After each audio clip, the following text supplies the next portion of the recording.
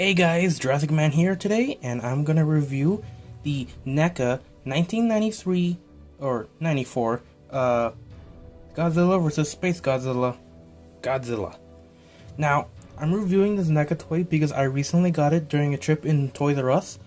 RAP Toys R Us, very sad to see it gone. That's why I went there, and they were having a 20% off sale, and I got this for, I'm gonna say $14. But you know how taxes go, especially when you live in California and such.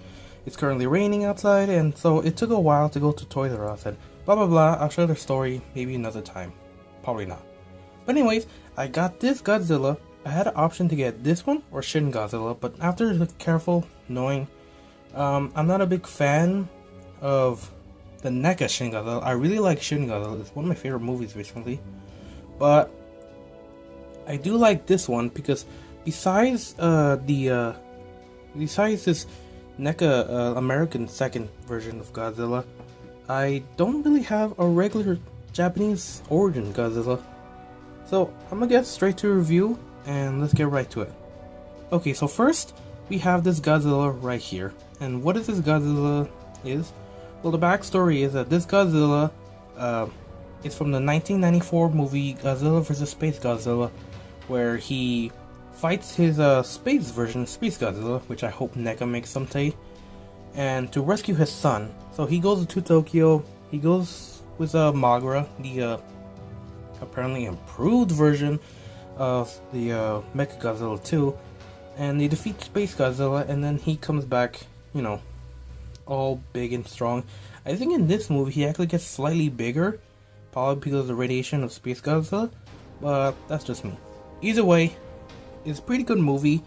I never really liked the Heisei era because some of the design looked weird. I like this Godzilla, I just don't like his early roar. You know, where he sounds like he's about to do his iconic roar, then he does a weird growl in the end. But yeah, that's just me. This figure right here was produced by NECA. I don't know what year this guy came out in for NECA line, but I do know it's one of the few popular ones everyone's after. Now, like NECA, they have tons of articulation. This guy, I counted 24 articulations. 5 and 4 in the tail, 3 in the legs, 4 in the arms, 2 in the torso, 2 in the neck, and then jaw. Now, articulations on these guys are very good.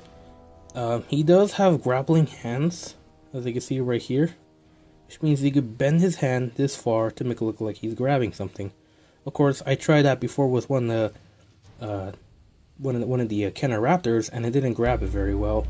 So yeah, so this Godzilla has very basic coloration. It has this nice latex black coloration like the original costumes, and it has these dorsal plates which are white edged. I'm pretty sure in the actual movie they're actually fully white, but you know, it's alright. Basically, he has a standard of just 2 colorations, along with his claws, which have this, I guess, neon green. No, not neon, but this light blue-green with a dash of white and gloss on the toes, and right here on the hands as well. Now, the head of this guy is phenomenal. Now, if this camera can focus more, it will show you that this Godzilla has very detailed eyes. I mean, the eyes are orange, they're brightly colored,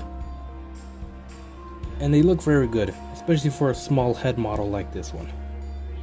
I'm sorry with the thing, it seems to be a curse when I do NECA reviews that the video is always bad, but I'm not going to let that stop.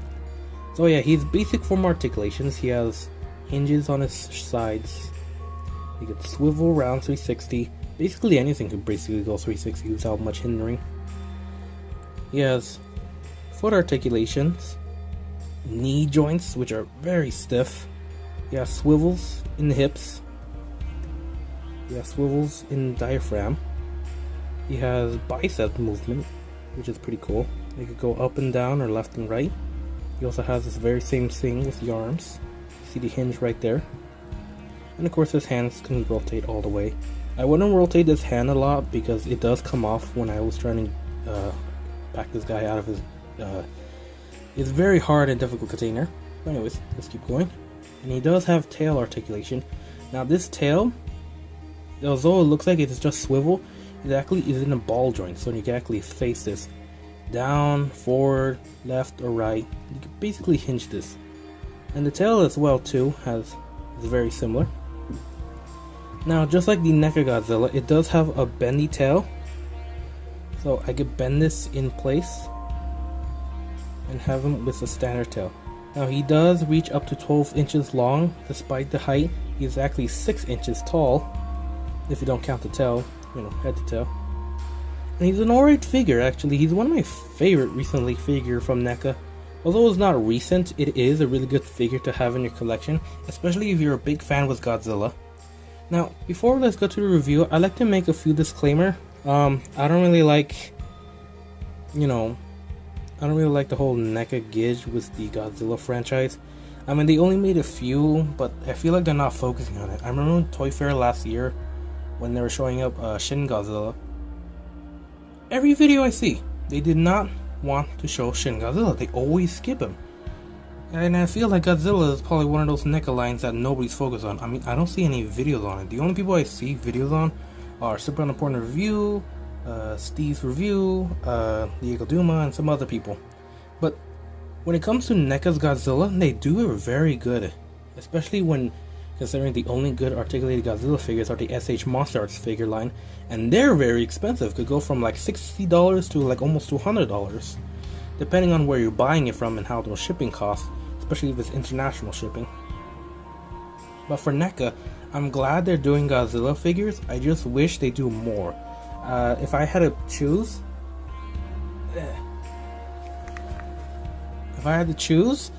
I would pick one of these two.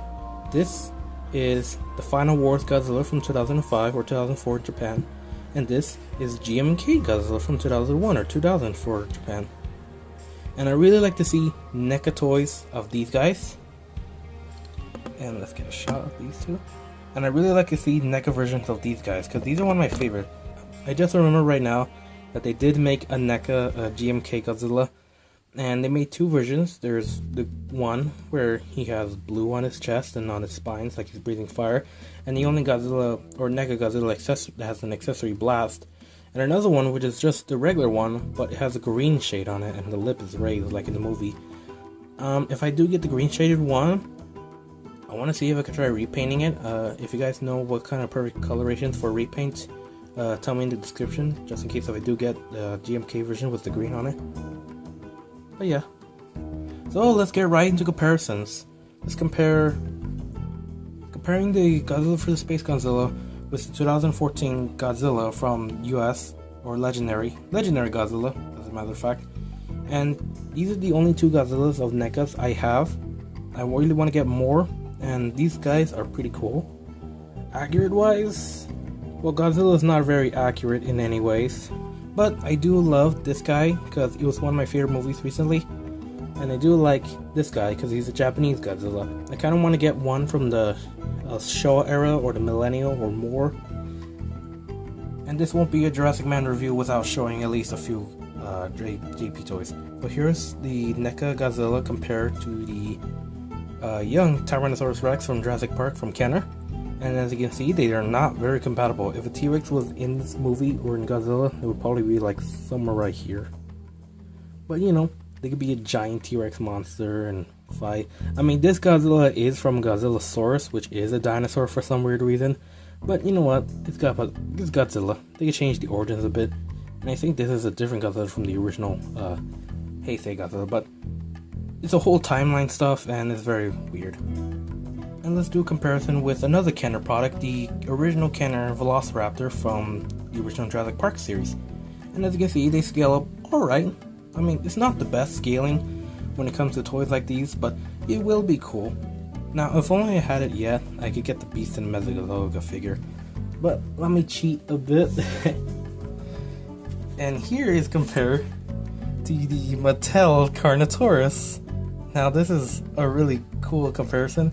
I actually wish I could get the Carnotaurus in real life, but imagine I could just shoot some pictures of the Carnotaurus fighting the Godzilla in my Instagram page. Link in the video of last video I uploaded.